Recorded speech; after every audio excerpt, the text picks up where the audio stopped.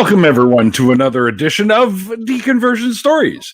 And today I'm talking with my friend and fellow Canadian and fellow musician, Mr. David McInnis, as you see over here. And David, I got to tell you right off the top of this, the name, David McInnis, you sound like a hockey player.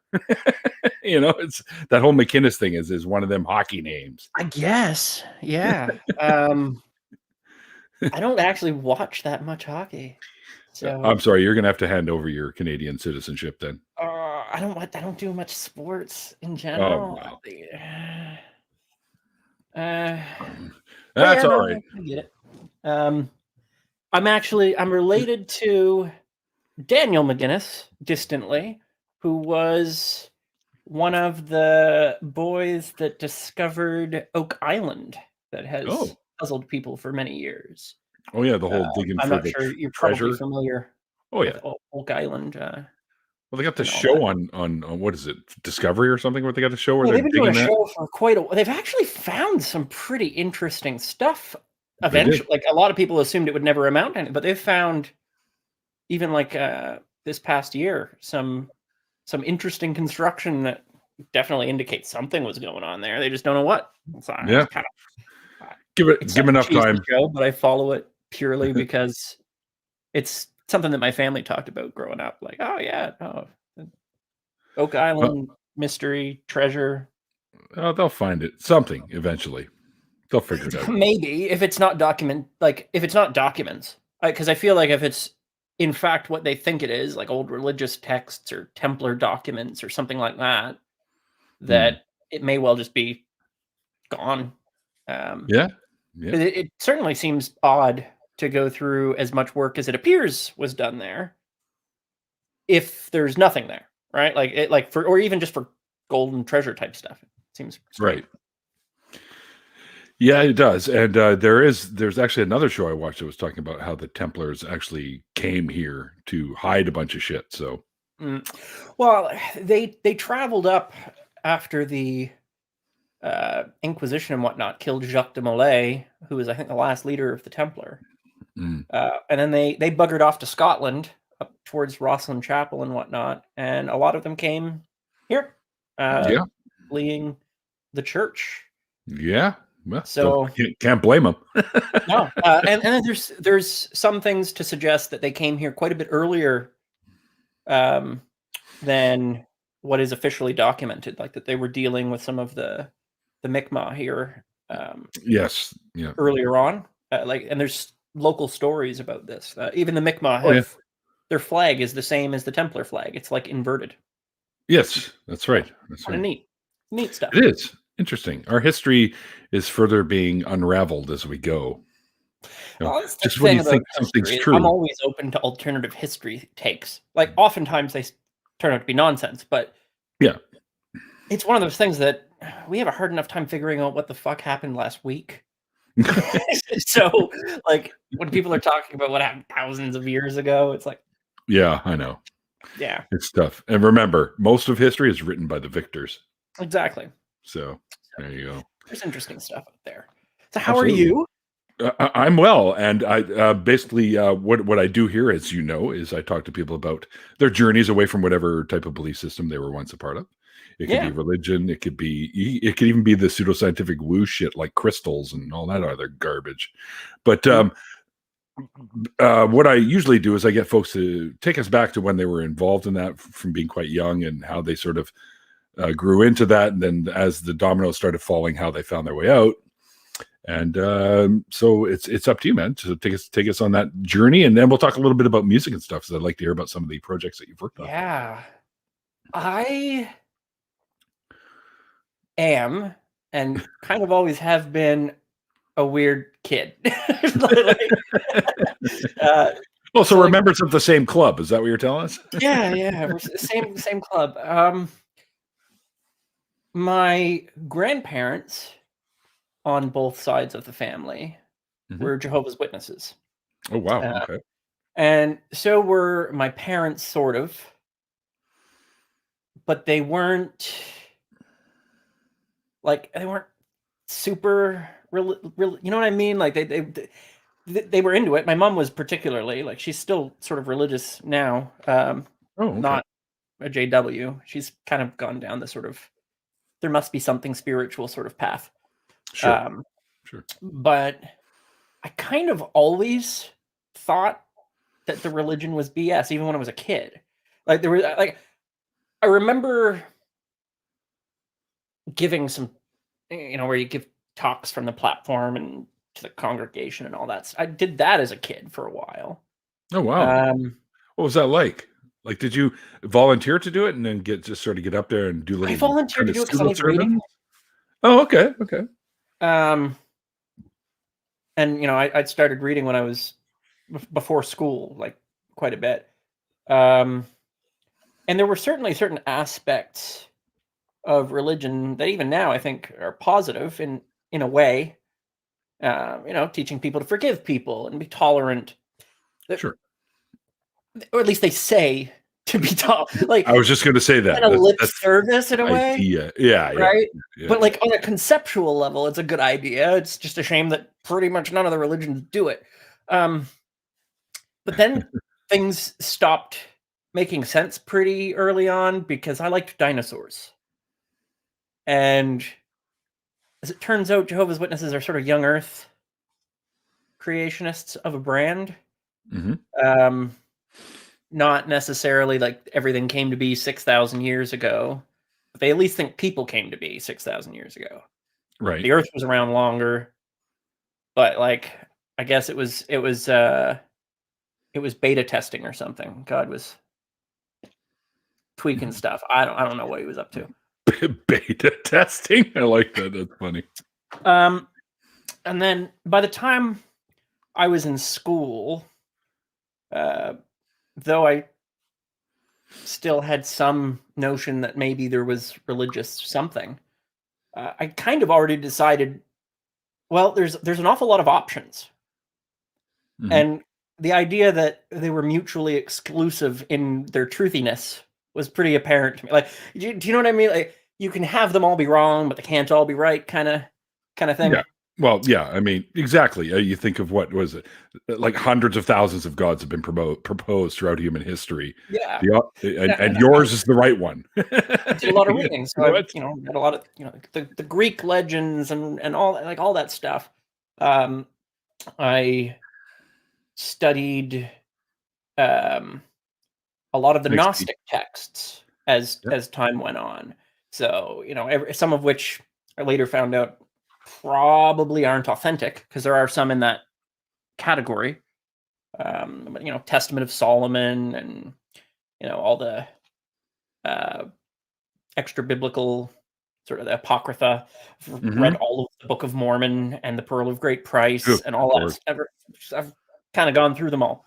You got to pick this one up, man. Hang on, Div. You got to pick up.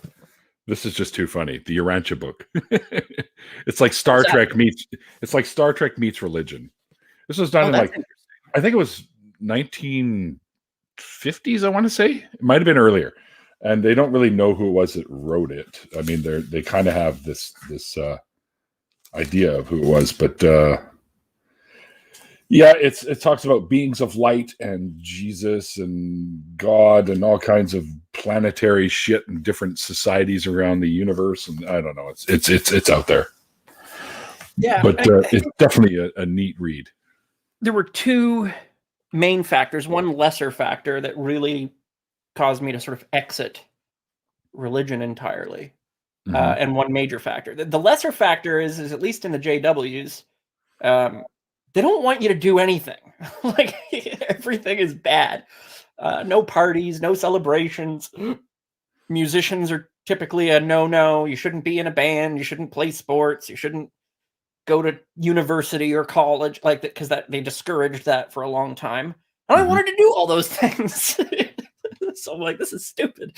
Well, they always discourage things that could somehow lower your faith, right? Yeah. Yeah, and or take your time away from the preaching work as they right. I've actually seen signs that say reason is the opposite of faith, which is like what? Okay, wow, people. The more major factor is growing up with family with mental health issues. Right. and not that their issues were a problem, because it was fairly well managed. But growing up, my father had multiple personality disorder. It's now known as Oh, dissociative identity disorder. yeah. Um, Fairly complicated to explain what it's like living with that growing up. Because it's not necessarily a bad thing. We're not talking Dr. Jekyll, Mr. Hyde, or Right. anything like that. But certainly memory being less fixed, and very big differences in mood and opinion in certain regards. Okay.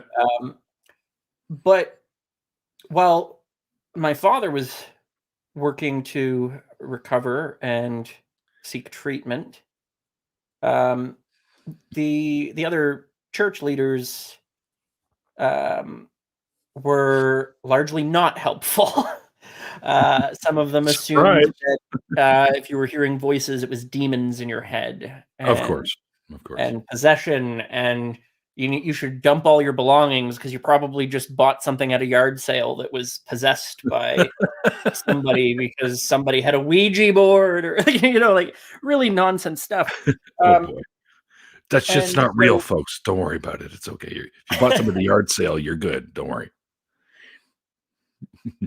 so I kind of seen this sort of unfair way in which he was treated, and how absolutely wrong their takes were, and assumptions were.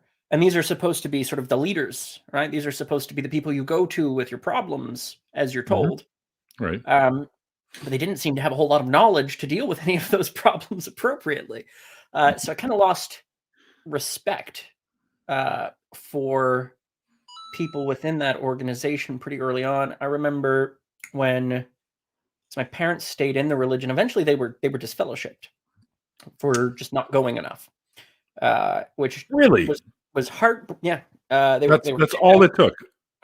They didn't go enough, and Wow. they had friends who weren't Jehovah's Witnesses. They were associating with worldly people. Oh, And that's a shame. really, the associating with worldly people was them complaining that Dad had a secular therapist. Oh, So, throughout this process, I remember they used to, for a little while, phone, and there was a speaker box at home, and when the church services would happen, you would call into the number, and you could listen from home if you couldn't go. Mhm. And when I was probably 12 or so, I figured out that dialing up the modem would fuck with the phone line and disconnect it. And once it was disconnected, there was no way to call back in. So when I got really annoyed and bored and didn't want to listen, I'd sort of sneakily disconnect the thing.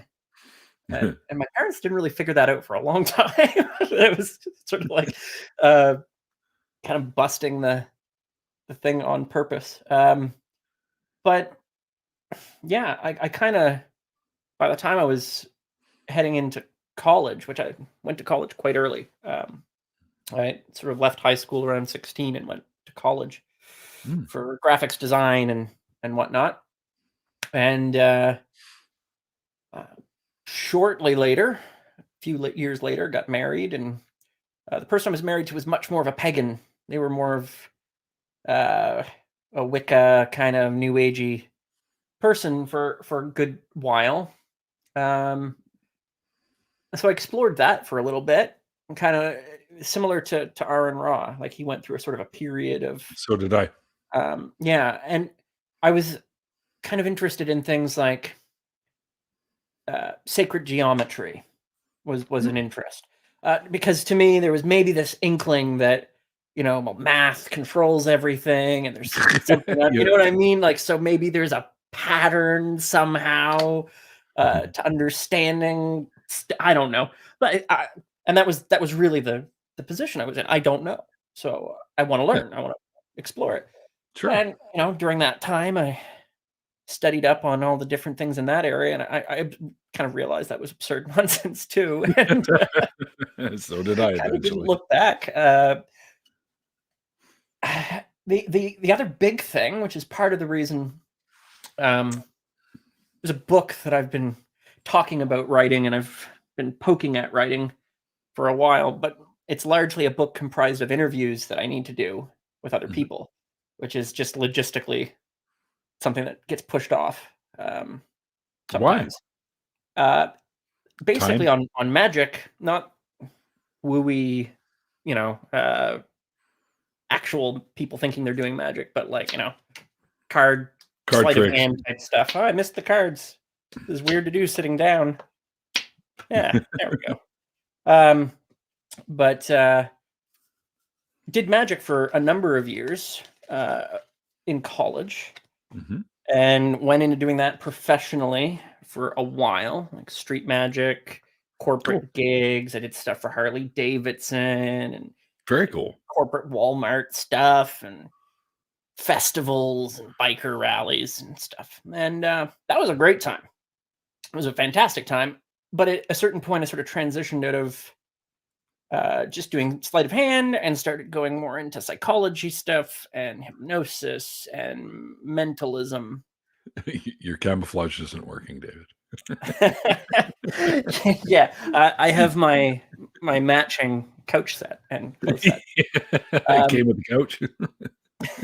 Just trying to blend in. But yeah, I went through this period of realizing people are quite gullible. Oh, yeah. And people can amplify their existing beliefs very easily and self-deceive. And when you do magic for any length of time, and I was always kind of like Penn and Teller and whatnot, I was pretty responsible about being very clear that I was only doing tricks, right? Rather than pretending. Like James Randi. He said he wasn't Randy used to say, I'm not a magician, I'm a conjurer. Yeah, that's kind of more where I was at. Right. I could have done the cold reading and all that stuff. Yeah, I've got the skill set for it, but it always seemed sort of manipulative to me. It is. It is, and some people argue that it's fine because it's entertainment, but I think oftentimes it's not taken that way, even when somebody intends it. I saw this a lot doing magic. I once did a card trick at a festival, and this young girl that was there, she was in some group in a parade earlier in the day or something, rapping for Jesus, some kind of such nonsense. And they'd stopped when I was doing a set, and I had a group of 20, 30 people or whatnot doing some card effects and coin magic and, that kind of sort of street performing stuff. And they seen one of the tricks I did and started crying, and were terrified. Wow. They were Really? convinced they had witnessed Satan's work, And this was a simple card trick. This wasn't anything fantastical. He's a witch. And then I realized, like the stuff that looks more fantastical is probably much easier for people to sort of, and you see this a lot. You get a lot of Christians today that, the magicians really are evil and they're using demons. They just tell you it's a trick, but it's not. They're using magic for trying to possess you. Yeah. Hypnotists were particularly problematic. I got into studying that because the witnesses were so against it. They kind of said, it's bad and it doesn't exist. And that intrigued the shit out of me. I was like, oh, it's bad and it doesn't exist. Well, if it's bad and it doesn't exist, where could I best learn to not do this from? How can something that doesn't exist be bad? Right? So I was like, it must have some characteristics. You've labeled it bad. I want to know what those are. So I got into psychology and studied that for a while and got licensing to do counseling work. Worked as a counselor for a number of years. To all those people that were duped by magic? Well, I mean, surprisingly, there's at least been a number of times where I was able to use some of what I would normally do in magic or normally do as a modality for working people through certain problems, especially when a problem is belief-based. Somebody once that I was working with had an issue that they were dealing with, and it was pretty clear that it was sort of psychosomatic, right? Like it was all in the head. And there were a number of indicators for that, particularly how the problem arose in the first place. And I said, okay, well, I just need to convince them that there's a reason for the problem to not be there and see what happens. Right. And they were very wooey. Like they came in with the amethyst and like, you know what I'm like this, like, so you instantly get a read on like exactly the type of person they are. I still have a little tiny amethyst pyramid, and I keep it because it looks really cool. Other than that, some of that stuff is cool. Like, but you know, so I convinced them that this rock that I had kicking around in a desk drawer, I don't know what it was, but I convinced them it was something special. And did a demonstration to prove how special it was. In fact, it's a similar demonstration that was used to con people into buying those magnetic bracelets, where they would show you how your balance improves and all that. So I ran this with them, and we'll do a follow-up in a week. And they went a week with no problems, and they were amazed at this super rare rock. And at that point, it was just a matter of saying that rock is nothing. This was all you, right? This was all here, and giving them their power back. Because I think that's the most irresponsible thing about religion and some forms of therapy and treatments is, and it partly to me, it's how I establish what's ethical, to one degree or another. Something shouldn't externalize somebody's own ability and power, right? Like if you think that your well-being is tied to a piece of amethyst or a Bible or a cross or some arbitrary external thing, like that's a destructive belief to be operating under.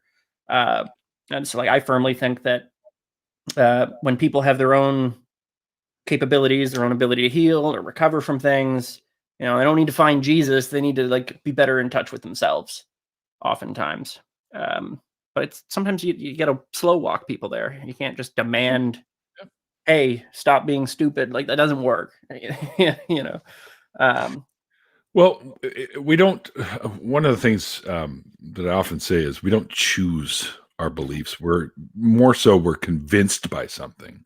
Yeah. So the key to helping people through, you know, irrational beliefs is to help them be unconvinced of the belief. And sometimes an approach to doing that is to demonstrate to them how easily it is to be convinced of something untrue. Right. Yep. And so I've used rather than attack them personally for it, or try to show them why they're wrong. Mind you, this wouldn't work with everybody, and it wouldn't be appropriate even attempt with this particular person. Though it seemed appropriate given their demeanor and their. I don't want to go into their actual personal problem details, but and it worked. It worked for them. And that's the interesting thing about a lot of these areas of study is when you start looking at people's psychology, like what makes them tick, how we form beliefs, how non-reliable memory is, and how sort of flexible memory can be. Well, they say every time you remember something, you're actually remembering the last time you remembered it. Yeah, basically, and it morphs over time. It's why the mind is a stage and not a DVD. That's right. You're not taking video footage in your head, people. That's not how memory works. which is working with hypnosis a bit, which I did in my practice from time to time. More often than not, it wasn't necessary. But that's a controversial topic amongst skeptics. It is. Because, you know, some people believe it's real, some people believe it's fake, or that it's just a play act. And I would say it's real, but it's not real in the way most people object to, because everybody's got this Hollywood idea of what it is. I think it's none of that. That's all silly. Also, like regressing people into past lives and you know, trying to do memory recovery. It's not what it's good for. Like it's It's not good for any of that. It is pretty good. I'll tell you, David, I don't believe that it's a thing. I You don't think that believe it's it's no. I believe that what you're doing is planting ideas in power suggestion. that is And what some hypnosis people is, by I my know, definition, but okay, right? well then I don't okay. think that it's a special state. I think that it's the ability to surgically wield the placebo effect, if that makes sense. Mm.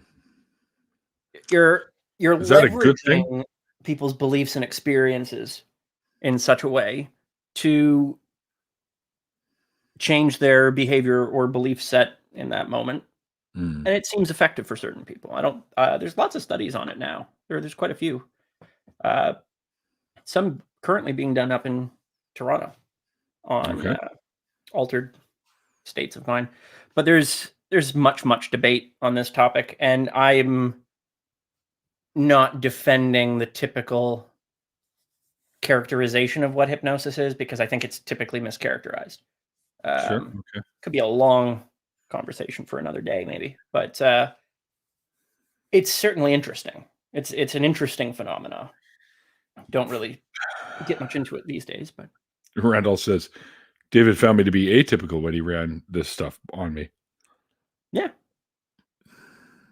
Randolph's pretty atypical, anyways. yeah. Everybody's a little different, Sure. but I think you have to be willing to do it, or at least mentally prepared to do it. certainly, Right. it's not magic. It's not Well, no, I know. like when you say the power of persuasion. I mean, yeah, that you are persuading somebody into a particular state, and I think that the thing that gives hypnosis a particularly bad reputation is there's many people who claim it to do things that it's not capable of doing. Doesn't do. Right. Right. So it'd be like me telling you that a hammer will, if you hit the ground with it, watermelons will grow. And you're like, what? This doesn't work. So hammers aren't real. No, you've just been told nonsense. It doesn't make the hammer not real. You know what I mean? Right. What So about the watermelons? I don't know. But that's one of those sort of weird areas that I think is interesting because there's still division amongst skeptics. It's not really religious. It's not really It slices. It dices. easy Gallagher. Someone says that's great. Sledge-o-matic. But yeah, I found working with how convinced people can become, because whether hypnosis is as it's described or not, people who experience it are certainly convinced they're experiencing it. And I would say that experience that they have is not much different than the experiences that people have at faith healers and large religious conventions and all that kind of stuff where people are speaking in tongues or they're being convinced by a thing. The difference is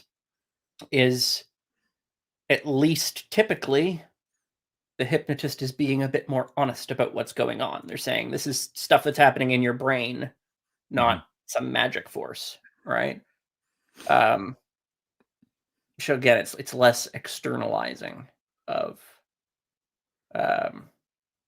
people's personal growth ability, Sure. But that was a long time ago.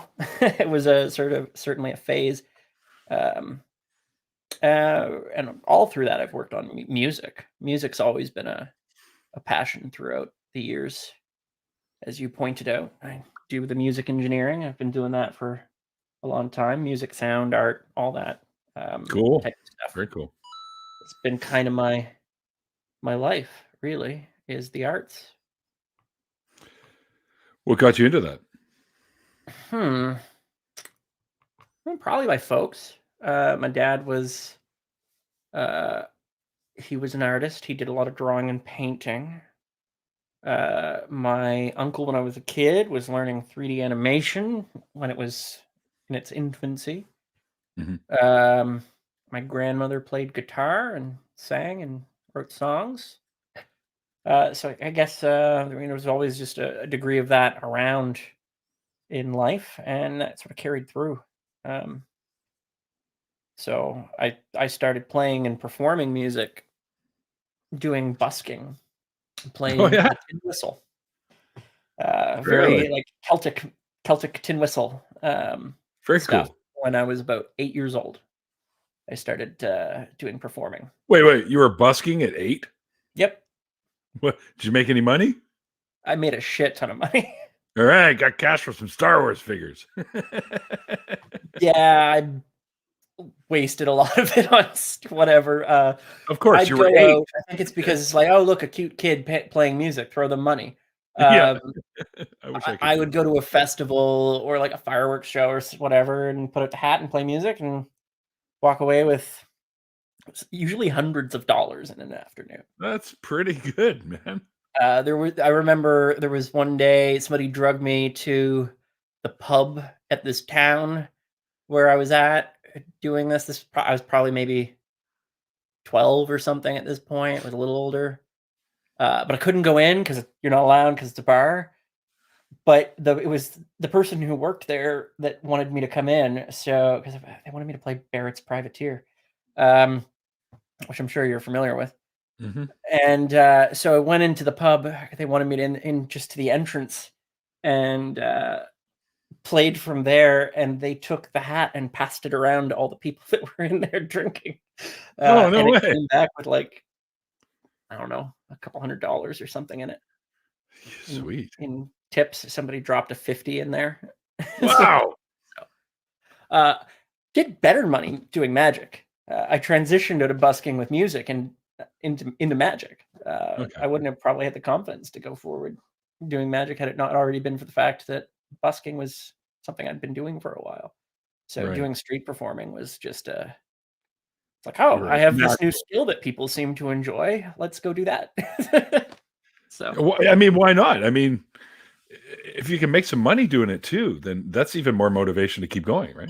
yeah, and I used to do birthdays and wedding things and whatever. You'd go out and do some stuff at festivals, and then Forgot to play my bar undoubtedly somebody would be like, "Hey, do you do parties? Can mitzvah. we No hire way. you?" It's like, At yes. 8? No, I didn't start doing the magic until I left for college, which was Oh, around okay. 16 or 17. Sure. Um, but yeah, it was. I started on doing a lot of work type things pretty young. I didn't jive well with school because it was boring. I had already learned the stuff from the next years that were coming up, and I kind of went ahead of everybody. And then I was just sitting in class, sort of bored a lot. And eventually, I was just like, I kind of know this stuff. Why am I not at the school where the stuff I don't know is? And the teacher said, because you haven't finished this yet. And I'm like, great. Well, how do we determine that I don't need to? And had to do some tests and aptitude stuff, and eventually took off and decided stupidly to go into graphics design.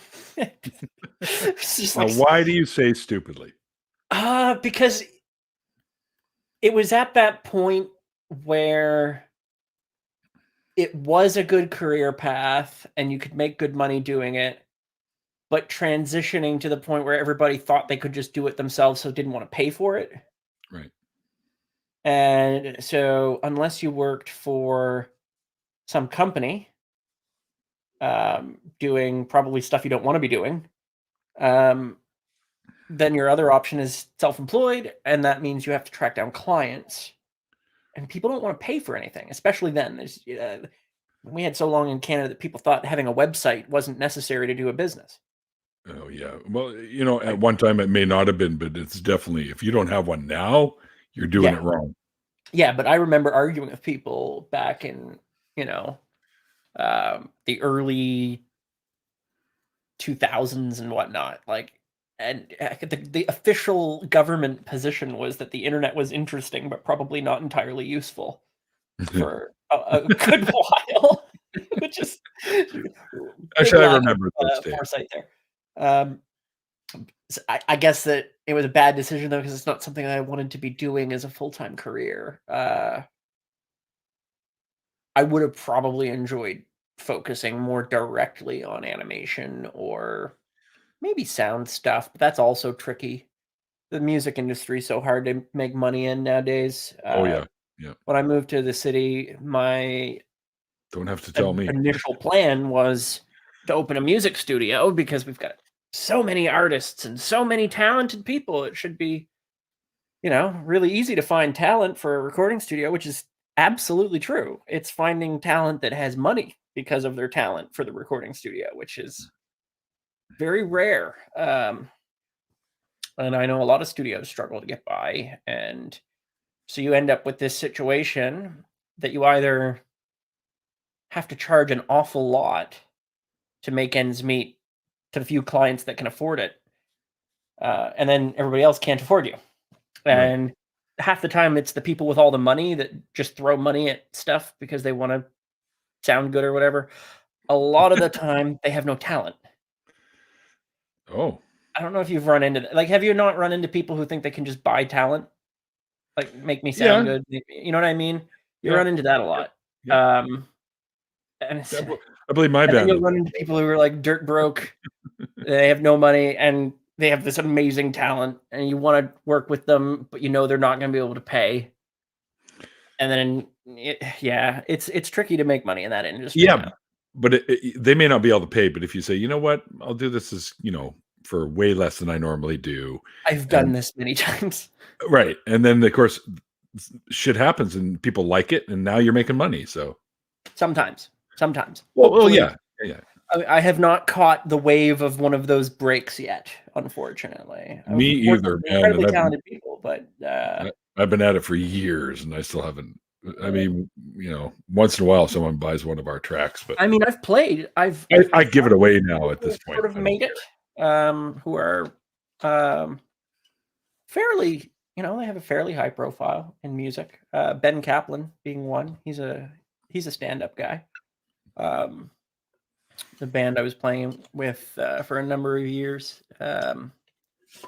We opened for him a couple times. I think he opened for us at a couple Full Circle Festival. I'm drinking some beer from your part of the world. Oh. Yeah. Let's see, Alexander Keats, of course. Yes. That's right. Oh, you're drinking beer. Well, I'm going to open up a can of Deep Space. What the hell is that? A 10% THC beverage. Oh, nice. Oh, what's this? Mikey Famine fun fact. Never heard of it. Neat. Yeah. Oh yeah, I got a container with the same logo on it though. It's not a drinkable, but it's there you go, right there. Oh, there you go. Little. See, I figure for the after party, I've got my vape stick. Yeah, I got this. Yeah. Yeah. Well, what's left? I only had a few puffs off one last night because I live in a building that doesn't really want people smoking weed inside. Well, I can't do it here either, of course. Yeah. But these guys are crazy though. They don't even want to do it on your deck. You have to go through so many feet away from the building, and that's very inconvenient. But vapes and drinks, they're fine. So yeah, I have the THC iced tea. Mm. It's downstairs at my friend's place, but it's all right. It's all right. It's pretty tasty, but yeah, you drink that. He gave it to me the first time. It was 25%, and I'm like, that's pretty high. But I drank half, and about 25 minutes later, I was like, oh yeah, okay, I feel it. And it wasn't too bad. Like there's different. Don't forget, there's different levels of THC too. Yeah, right. Yeah, this is 10% THC, 1% CBD. Oh, okay. Why 1%? Like, what does that even do? Cola. Oh, okay. Carbonated cola-like beverage. Not my favorite of the drinks. There's a mango drink that's delicious. They didn't have any. Well, poor Abram. He can't drink it unless he's already drunk. I have a friend who's like that. He can't smoke or take edibles or drinkables at all unless he's already drunk. That's all right. Yeah. Was there anything you wanted me to expand on? Because I've done crazy shit for years. I've got tons of stories and whatnot, but Well, it's weird because I kind of want to know a little bit about like you said earlier that your mom's still fairly religious and your dad and yeah. whatnot, right? So how did they take it once you kind of said, you know what, I don't believe this shit anymore? Like, did they go, or were they cool with it? Or were they chill? Mom was I've sad. had mixed reactions myself. So Yeah, Mom was a bit sad about it.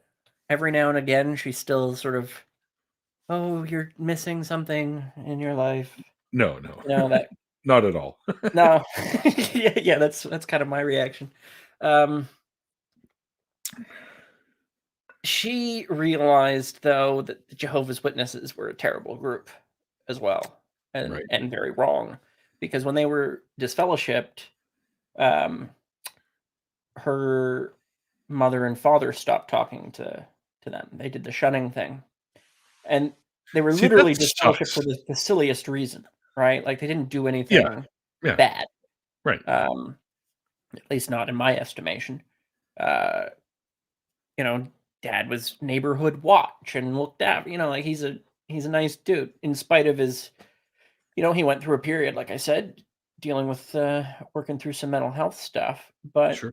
um, pretty successfully compared to some stories. I hear nightmare stories, and sad to say I don't have a nightmare story. There were certainly Mhm. stresses and whatnot.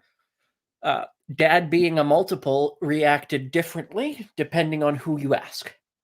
Mhm. Okay. And this was the other thing that was very interesting to me, that I was exposed to from a young age, is some of the personalities that Dad had were already atheists. Some of them were pagan. Some of them were Christians. Like, The uh, personalities, no kidding. yeah, Wow. different, But were all of them carried some kind of a belief like that? different beliefs. Yeah, different structured beliefs. Interesting. Different skills multiplicity or dissociative identity disorder is a particularly interesting disorder because it's not like things like schizophrenia and whatnot, where there's sort of like Right. chemicals going wrong in the brain and you can take some Sure. medication. It's a developmental disorder that takes place because of early childhood trauma, I where have the a brain. theory. I Well, have that's a theory. the prevailing theory anyway. Well, Um, sure, but hang on, hear me out. yeah, They're claiming that there's now actually evidence of a multiverse. I can't remember exactly what they said. They found bumps up against the cosmic background radiation of possibilities of other universes. Maybe he's in tap with all the other hymns in all the other universes. and I suppose that would be an interesting theory if it wasn't for the fact that most people with dissociative identity disorder tend to have their dissociative states molded and reflect sort of the traumas that they've gone through, which kind of firm them Fair, around fair, in the fair enough. present. Um, but there's been reports of some rather remarkable things, some of which have not been, I think, verified to the Right, degree. right. But I mean, you do get things like multiples that will have allergies with certain personalities and not with others. Weird. Um, and apparently, they've double blind tested this, Hmm. where the brain operating differently changes the physiology of the individual temporarily, which is Right. fascinating to me. Like that, Yeah, it is. right? Or you'll get um, personalities that need glasses and others that don't. Hmm. Why? I guess maybe they've somehow trained themselves to defocus their eyes, but their eyes are capable of being better. Or Yeah, probably. I don't know what controls some of these things. But there's interesting phenomena around dissociative disorders that I think makes it one of the more fascinating of the psychological, probably because I grew up with it, but I had an interest in understanding what it was I was going through, right? Not yeah, So, no kidding, I not was in, surprising.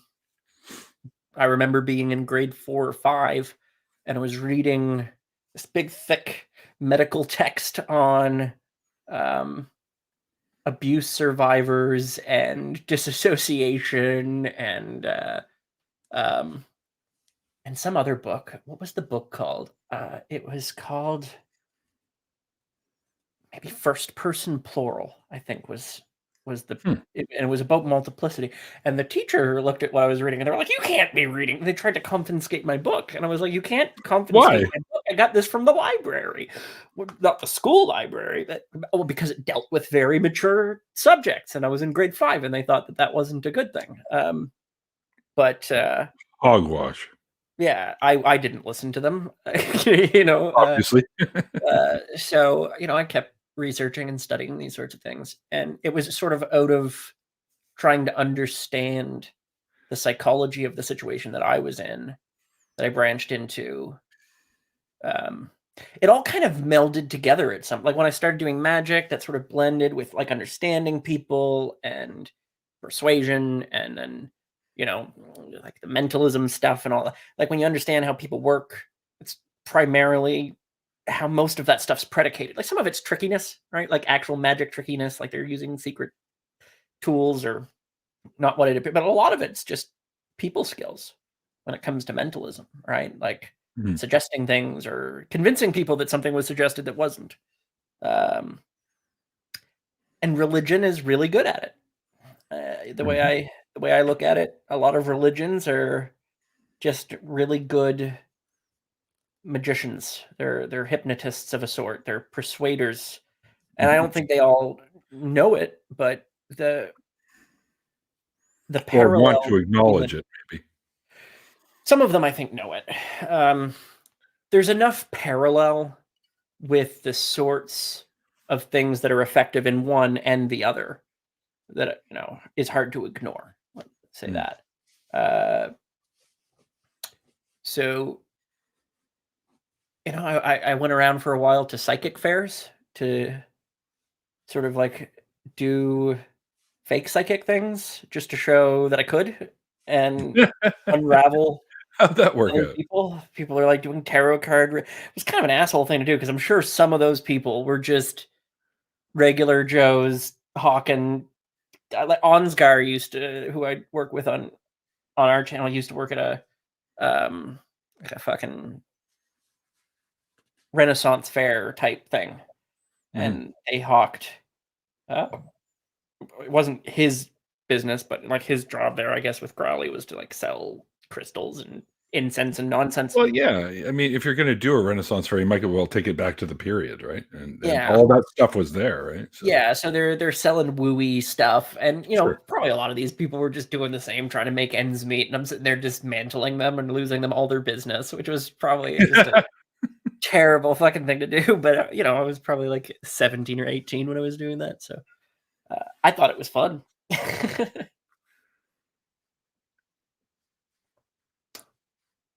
But yeah, I think that you can self-deceive.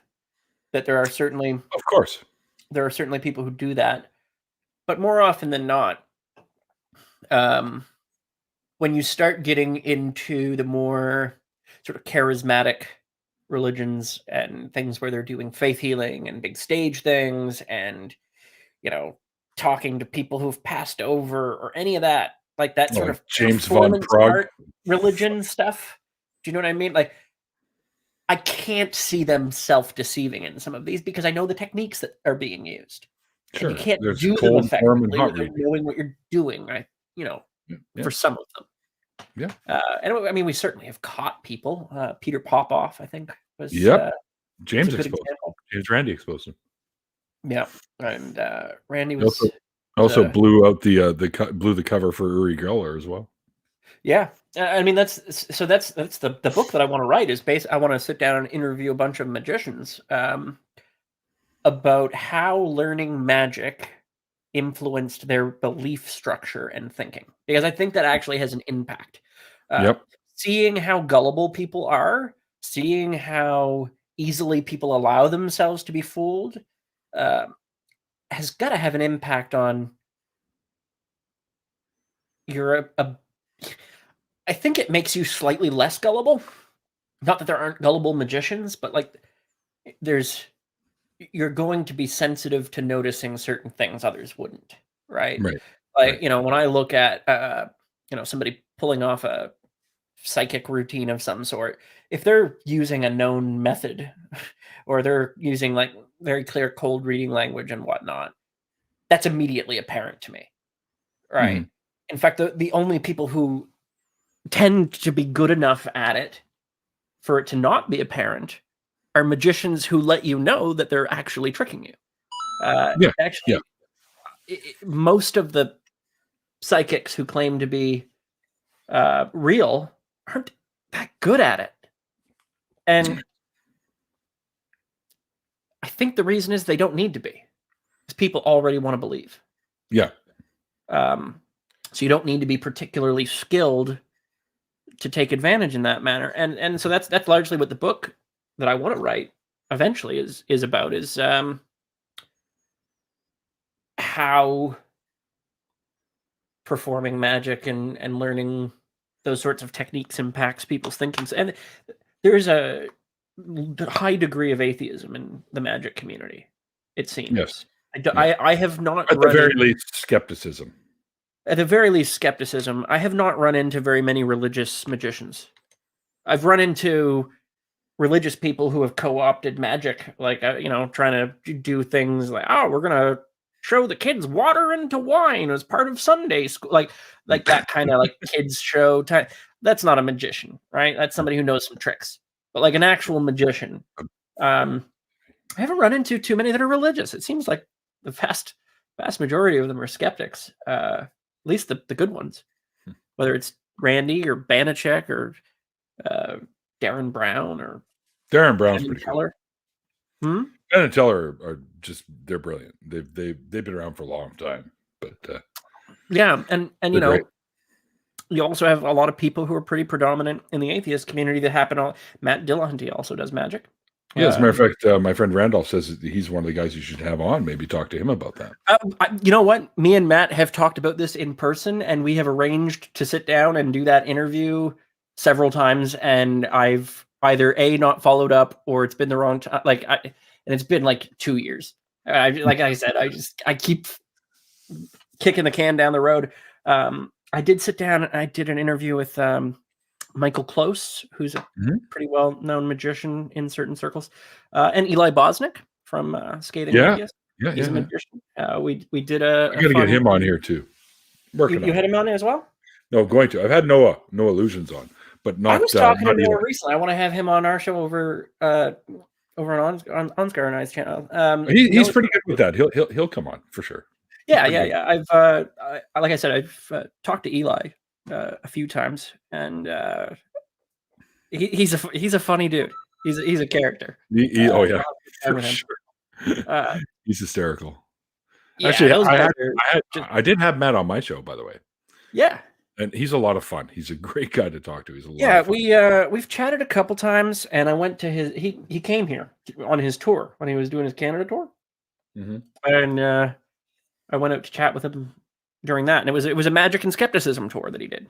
Nice, right? He came here to Vancouver twice recently, but yeah, we're out of the way over here in the Maritimes. We don't get as many guests. Yeah. If they knew how much cooler we were, they'd all come here. Whoa! Easy, pal. Easy. Shots fired across from coast to coast. Yeah. Well, you've been here before, though. You know what it's like. People are really chill here. Only places I'd live in Canada are the West Coast or the East Coast. Out in Nova Scotia, and that's or PEI or something. Pretty much me too. Like BC is like the other acceptable location. They almost look the same too, if you really think about it. Very similar. You got mountains though, which we don't. No, that's right. That's nice. We can go hiking. You also have way more expensive prices. That sucks. We do. Yes. Yeah. Mikey Maple fight. Pretty much. But it's oh wow. It's been a journey. Let's say that. I bet. Okay, now hold on. You said you had a bunch of stories. Tell me one of your wildest ones from the music scene. From the music scene. Yeah, let's get a little adult here, like if you know what I mean, like some groupie type stuff. Anything like that? It's in the nitty gritty. Out of respect for the many people that I've engaged with over the years, I won't share those particular stories, but there's been some fun I tried, times. folks. I tried. Yeah, there's been some fun times. Oh, no doubt. But what do you want? What sort of crazy story? Because there's crazy stories involving just doing crazy stuff. There's crazy drug stories. I remember when I first got divorced, which was sort of a mutual thing. We were married for 9 years, but we got married young. We were going in different directions, so we separated. Yeah. But it still fucked me up a little bit. I was at least my plans needed to be reshuffled. So. Jen says, tell the pickup artist one. I'm assuming this is somebody you know. That's probably the case, yeah. Yes, I do know that person. Okay. I'm a Jen. Tell the pickup artist one. Because we've only got a few minutes left here, and then we'll jump into the after party. But all I will say about that particular story is that there was a really fun music event that I was at, and there's a guy there. We knew each other from different music things over the years, and he's a cool dude, musician, plays guitar, fantastic guitar player, and all that. Probably just a little younger than you, older than me, sort of in between us somewhere. Kind of would just hit on everybody most of the time. Oh, yeah. Right? He's just one of those, I'm gonna go have a few beers and hit on people kind of dudes. And whilst I was in my let's go out and live life to the fullest phase of exiting religion and all that kind of stuff, I'm making up for lost time, I guess. Yeah.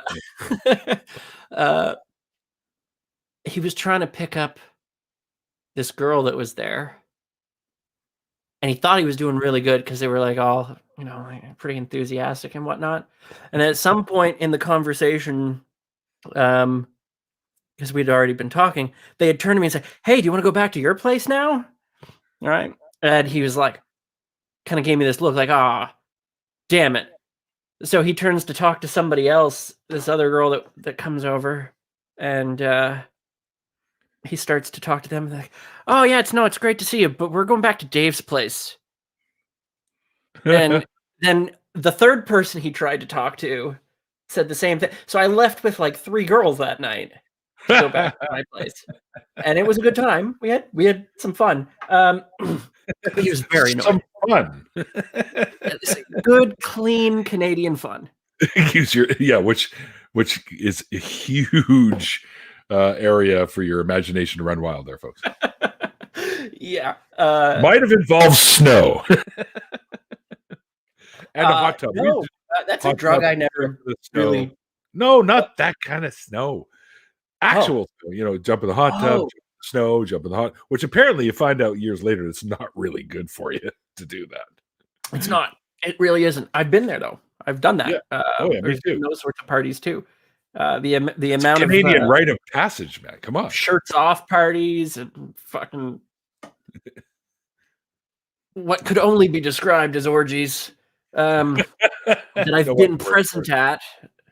I won't say clusterfuck is the only other word I can think of. We won't need to get into it, but there was some interesting times. There was one time that somebody had talked me into. I had been up for 48 hours. And I had gone out to this event and drank about a half a bottle of whiskey. So I was kind of tuned up and sleep deprived. Mm-hmm. And this guy who's there, who I knew quite well, was like,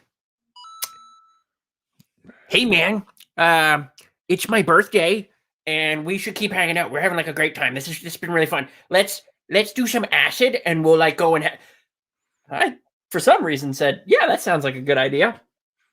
And ended up, I don't know how much acid he bought, but he bought a lot of acid, and we dropped a lot of acid and went through the whole night. I think we watched the Yellow Submarine, the old Beatles thing. That was great. Oh yeah. And then by morning, went out to the waterfront. You've been to the Halifax waterfront? Yep.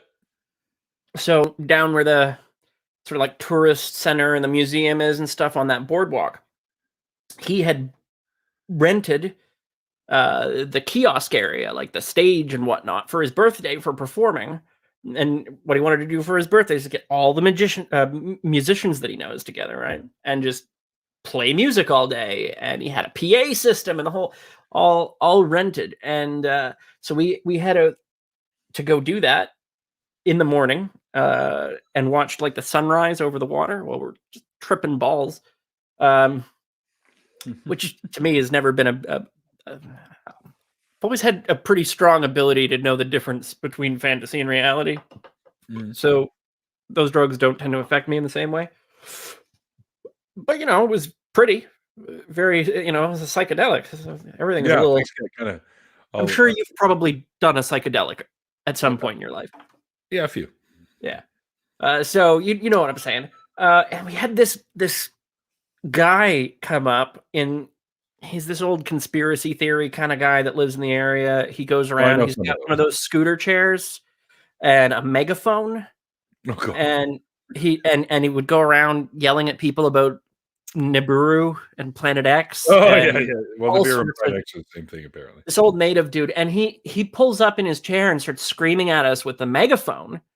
And so we're sitting here just playing music on the water and jamming and having a good time. Somebody brought this big weed birthday cake for this guy. And nice. So like this guy's yelling at and here's the other guy who's sitting there and it's his birthday and he's got a PA system and they're yelling back and forth at each other, right? This old guy with the conspiracy, I fought for your right to be able to be here performing on this waterfront. And the other guy is going, it's just my fucking birthday. I just want to play music and have fun. Why are you here? Like they're yelling back. And the cops showed up. They escorted the other guy away. I was the one who had to talk to the cops because I'm always the one who ends up having to talk to the cops. Like anytime somebody's like being pulled over or something. But yeah, I mean, there's been tons of crazy stories over the years. Musicians are a wild group at times, and sometimes. Oh yeah. Yeah, Mike can agree with that too. By the way, the moment and do things you may not have otherwise.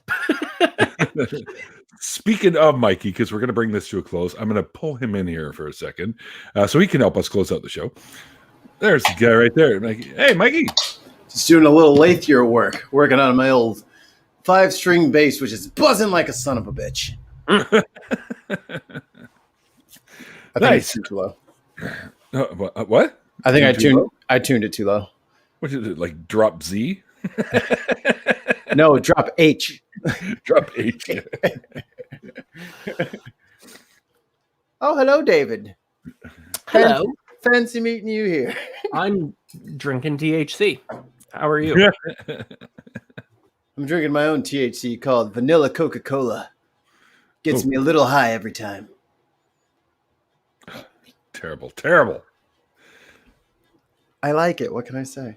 That's okay. You're allowed to like whatever the hell you want to like. Yeah. Unless it's nasty. Oh, well, yeah, but I think that's all personal taste, I think. Don't get sassy in here. But you're allowed to like whatever you're allowed to like. You're allowed to like what we tell you. Yeah. I am not a number. I am a human being. Yeah, right.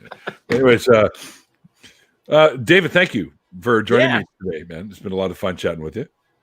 Yeah, I mean, I'm sure that there's other fun stuff that we could get into, but we are doing an after party, so there's always time for that there. We got time for that. By the way, folks that are out there watching, the link to the after party is in the description box below. I don't air the after parties on Facebook, so I do the interviews on Facebook, as you folks over on Facebook probably have noticed. I started doing that fairly recently. I do. No, you said doo-doo. Did I do? Oh, I do. And we're all 5. All right. So also thanks to everyone hanging out in the chat with us. It's great that you guys come over here and hang out with us. And yes, Wonder Lady, the deconversion bit was fairly early on in the show. So, and then we kind of just automatically sidetracked into music and stuff like that. So yeah, we did talk about deconversion. I don't know what to say. I kind of have a boring deconversion story in that regard because I was never super attached. It wasn't turmoil for me, you know, like that's good. There was a bit of argument here and there, you know, parents were pretty okay.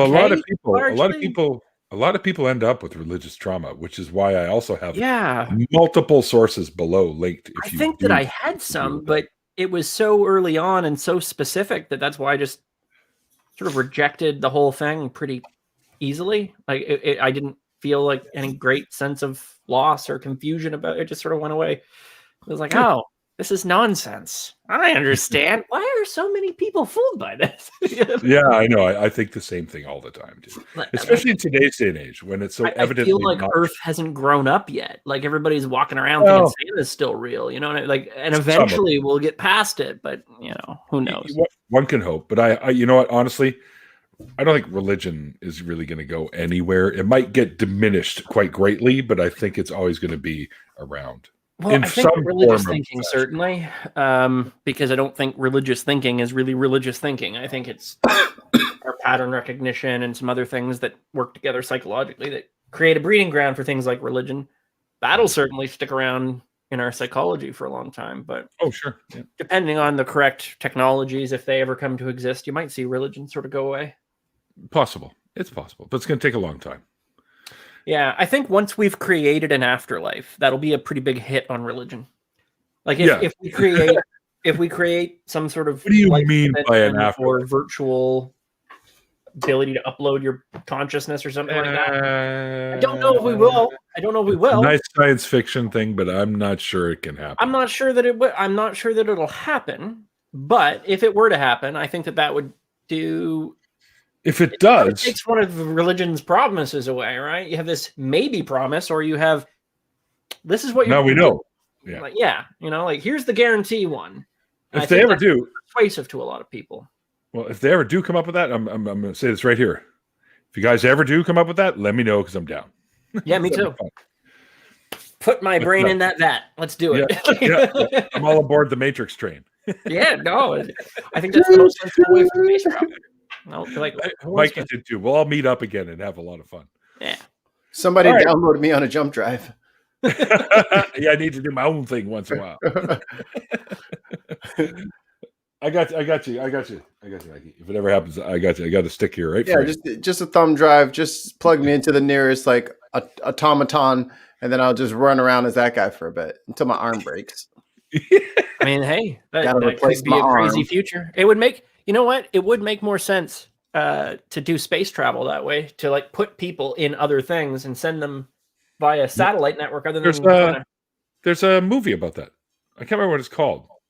There's a couple of different. There's been multiple things that have sort of explored that idea. Die Hard. No, it's what? Anywho, so let's pull Mike out of this. No, but anyways, guys. What I'm going to do here is we are going to jump to an after party, guys. So if you are wanting to jump in with us, please let myself or Mikey know. And the link, as it says there, is down below if you want to check it out. Because I don't air this on Facebook. I only air it on the YouTubes.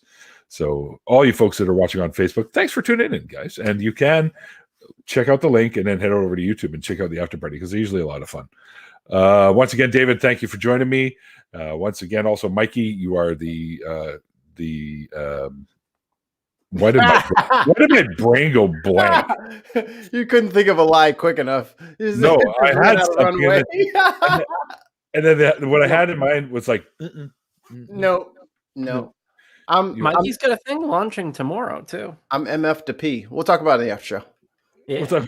Okay, well, there you go. Also, thanks to my patrons. You guys are awesome, and you are what keeps the show going and improving.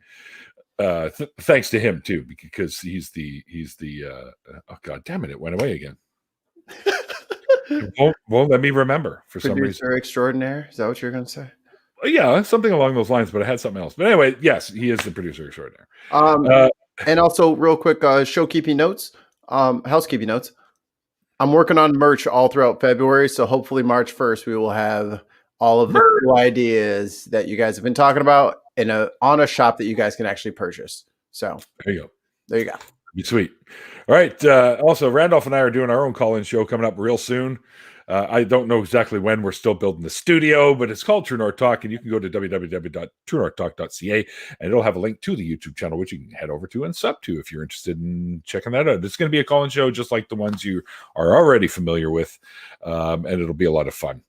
Also, I myself and Mikey has joined the team as well as hosts of the new revamped, relaunched Nonprofits, one of the ACA shows over there, them being a 501c nonprofit organization, and they have lots of great shows over there. So head over to the Nonprofits channel and subscribe to them, and you can see myself and Mikey make fun of all kinds of stuff. And Jenna Miu, who is also with us.